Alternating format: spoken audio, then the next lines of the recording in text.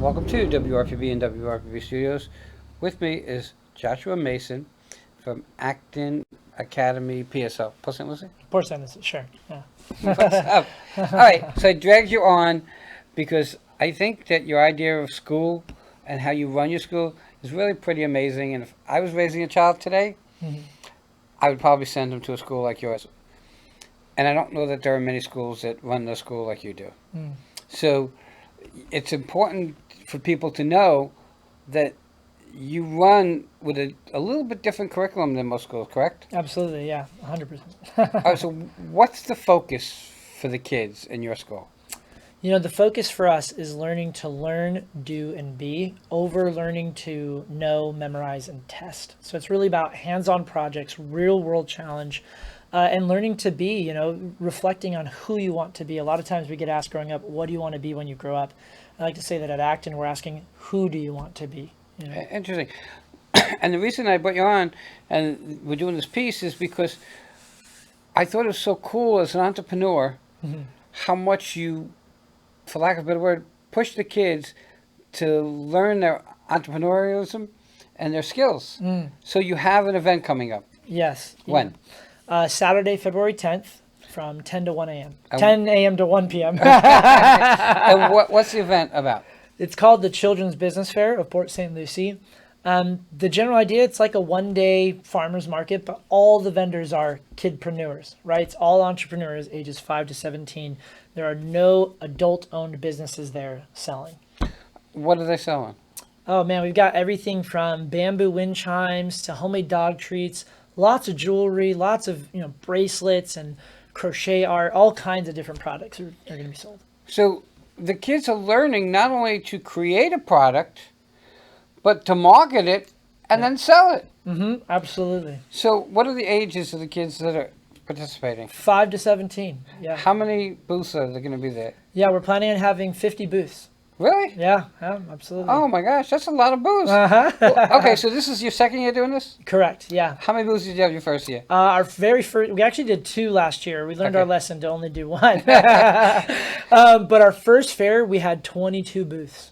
Did you? Yeah. Oh, I always thought you, for some reason, I thought I heard you had like 7. Oh, no. That's how many children were in our program. Okay. Yeah. So you had 22 booths, and in your eyes, do you think it was a successful event? Absolutely. Our first fair was, because of how many people attended, we even gave out a survey too, asking people, classic question you ask in the business world, how likely would you recommend this to a friend or colleague? And I mean, across the board, on a scale of 1 to 10, the average was like a 9.8, right? Everybody loved it. And again, I cleared my calendar for February 10th because I want to come out. Because as an entrepreneur, I think it's so cool. Because like I said, in my office, the kids are our future. Oh, yeah. Absolutely. And if I just need to think that they go to school and 4 years of college and an extended college and things that are so important in life, like being an entrepreneur, it gets passed over. Yeah. Absolutely. And they don't understand, for using the word that you use, the core skills. And schools today, they are actually forcing the kids, thank God, to do, for lack of a word, almost like an accounting program.